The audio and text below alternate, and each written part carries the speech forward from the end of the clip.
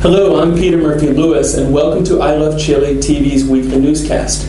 Making headlines this week in Chile, the formalization of charges in the San Miguel fire, Dia del Joven Combatiente, the influenza vaccination program. In politics, we will discuss initiatives to counter domestic violence and impeachment of Van Rysselberg. Ollie will cover culture, and Pascal will bring us up to speed on sports.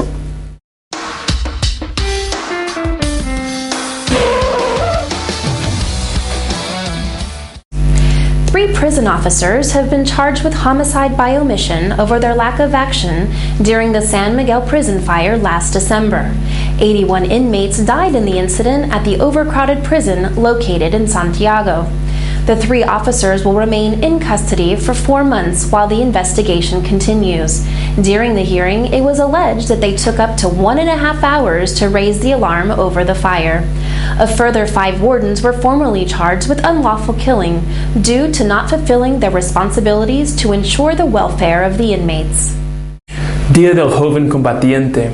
Police across urban areas stepped up controls on Tuesday for the Dia del Joven Combatiente. March 29th is an unofficial Memorial Day in Chile, commemorating two brothers, Rafael and Eduardo Vergara, who died in 1985 during a protest against the military coup. 2,000 officers were drafted in to deal with potential demonstrations, although overall, the day was much quieter than in previous years. There were some violent incidents in Villa Francia in the Estación Central neighborhood of western Santiago, where potential missiles and barricades had earlier been removed in advance by police. There were also disturbances in Peñalolén and San Bernardo, where protesters threw stones at a police station, and reports of cuts to the power supply in other areas of the city. In total, 25 people were arrested over the disturbances. Meanwhile, in Providencia, protesters took part in a peaceful candlelight vigil in remembrance of their murdered brothers. An influenza vaccination program is in full swing in Chile as winter approaches. Available in clinics across the country, the vaccine will be given free to children aged between 6 months and 2 years, people over 60, pregnant women and those with chronic illnesses, as well as nursing staff. The 3-strain vaccine protects against normal seasonal flu as well as swine flu, as is recommended for the Southern Hemisphere by the World Health Organization.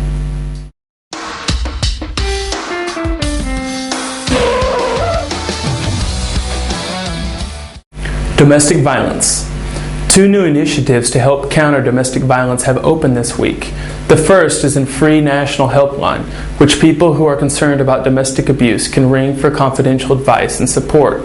While it cannot be used to make a complaint against someone, the trained specialist can provide information on where this can be done. The helpline is open 24/7 and can be reached at 800-104-008. Secretary of State for Women, Kelli Smith, also inaugurated the country's first rehabilitation center for men who commit violence against their partners. Located in the Estación Central district of Santiago, the center aims to provide specialist social and psychological care to break the cycle of violence. More centers are planned in 5 other regions. Impeachment of Van Rysselberg. In February, the intendant of Biobío region, Jacqueline Van Rysselberg, was accused of cheating the government in order to gain housing benefits for Biobío after the February 27th earthquake.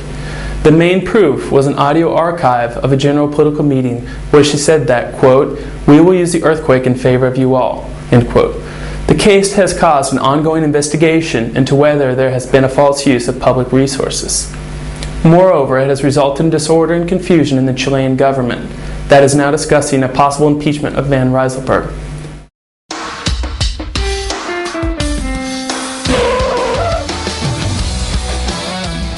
Hi, I'm Ali Jabry, and in Culture and Entertainment this week, we go over Lollapalooza and Pirque's Wine Festival.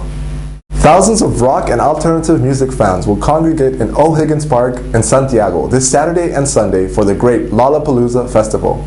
For the first time in its 20-year history, one of the most popular festivals in the United States goes abroad and arrives in Santiago de Chile. It will bring together over 50 artists on 5 stages.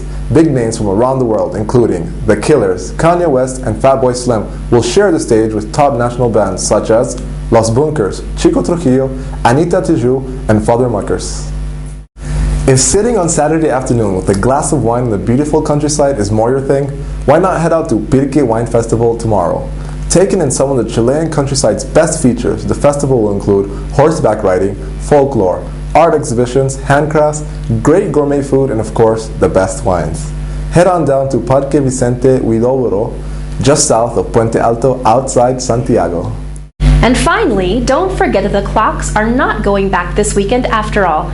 Yes, that's right. The government has announced another extension to Chilean summertime, which means there will now be no changes to the hour until May 7th.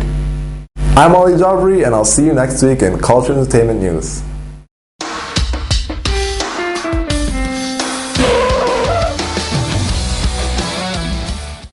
Hi, my name is Pascal. Welcome to the Sports News, brought to you by the Sports Zone.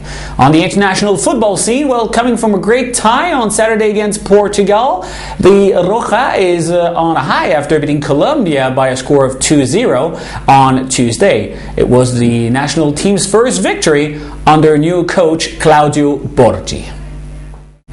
Matias Fernandez was fundamental in both games this weekend, thanks to a free kick by the Sporting de Lisbon player that Chile sealed a 1-1 tie against Portugal on Saturday. Also, Mati Gol duplicated his performance against Colombia on Tuesday with another free goal for the 2-0 victory. It was Mati's first free kick goal on Saturday against Portugal since 2006, when he was wearing back then the Colo-Colo's jersey, also coached by Claudio Borgi. Some sloppy defending at times called on the skills of goalkeeper Claudio Bravo, but all in all, not a bad score sheet for La Roja's European tour and the start of a new era without Marcelo Bielsa. For more sports news on Claudio Borgi and La Roja, visit the www.ilovechile.cl/sports.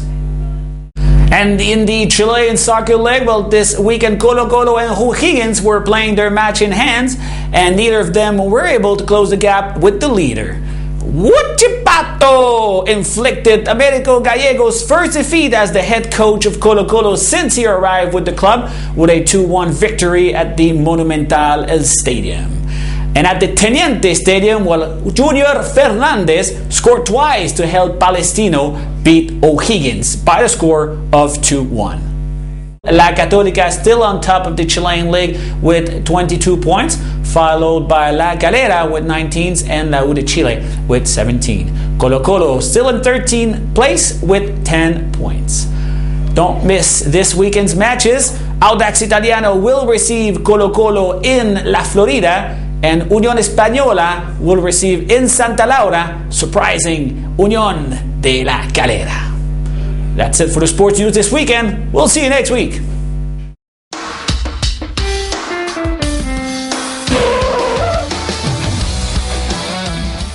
I'm Peter Murphy Lewis, reminding you to visit us on the web at ilovechile.cl. And I'm Kelli Smith. Remember, watch I Love Chile TV every week to get your news about Chile in English. Thanks for watching.